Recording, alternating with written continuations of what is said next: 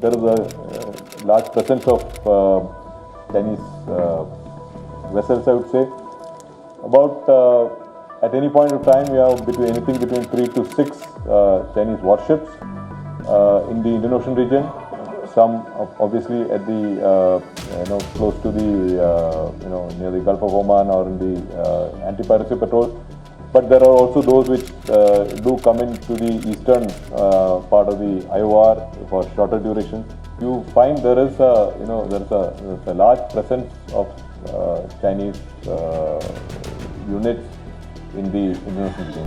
Navy chief admiral Hari Kumar के इस बयान के बाद ये तो साफ हो गया है कि चीन के इरादे कतई नेक नहीं। नमस्कार, मैं हूं आपके साथ रचना।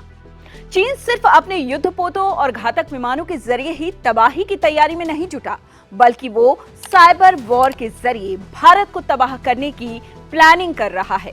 अमेरिका के जासूसी दस्तावेजों से कुछ ऐसी बातें सामने आई हैं जो कुछ वक्त पहले लीक हुए हैं, जिससे भारत के लिए चीन के मंसूबे बेहद खतरनाक दिखाई दे रहे हैं। दरअसल चीन जंग होने पर भारत जैसे अपने तमाम दुश्मन देशों की सैटेलाइट सीज कर तबाह करने की टेक्नोलॉजी पर काम कर रहा है। चलिए आपको बताते हैं कि इस लीक डॉक्यूमेंट्स में क्या क्या है। इस डॉक्यूमेंट के मुताबिक चीन को मिलिट्री स्पेस टेक्नोलॉजी डेवलप करने में सफलता हासिल हो चुकी है, जिसमें सैटेलाइट कम्युनिकेशन भी शामिल है। चीन अपनी स्पेस एबिलिटी को तेजी से बढ़ा रहा है। तकरीबन 12 साल पहले एंटी सैटेलाइट की सफल टेस्टिंग कर चुका है चीन।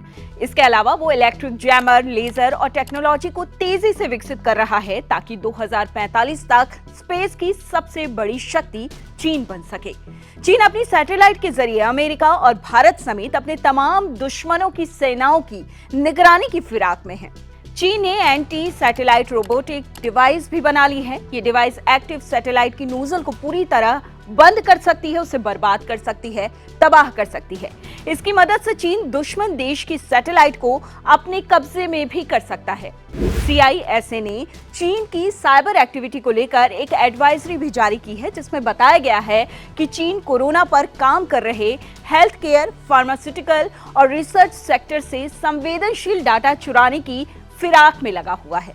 24 फरवरी 2022 से रशिया और यूक्रेन के बीच जारी जंग के दौरान कई बार साइबर अटैक की खबरें भी सामने आई। यूक्रेनी सेना के राउटर्स ने काम करना बंद कर दिया। सैटेलाइट इंटरनेट प्रोवाइड करने वाली अमेरिकी कंपनी वियासेट ने काम करना बंद कर दिया यूक्रेन में। विंड टर्बाइन कई दिनों तक बंद रही। ठीक रूस की ही तरह चीन भी अब इसी साइबर अटैक के जरिए सैटेलाइट से अपने तमाम दुश्मनों के सिस्टम तक पहुंचने वाले सिग्नल को रोकना चाहता है।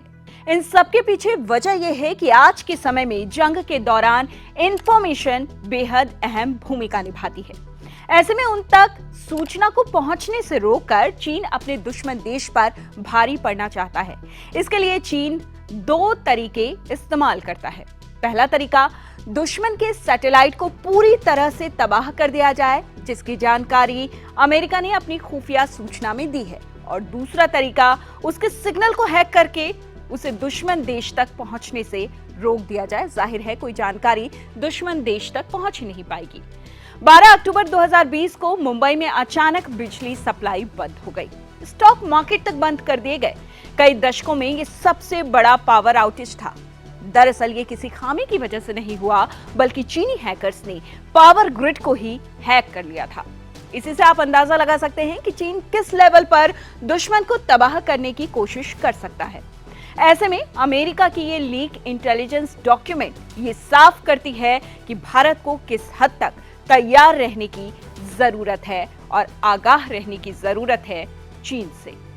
ऐसी ही खबरों को देखने के लिए बने रहिए इंडिया टीवी के साथ। अगर आपको ये खबर पसंद आई हो तो कमेंट करके हमें जरूर बताएं।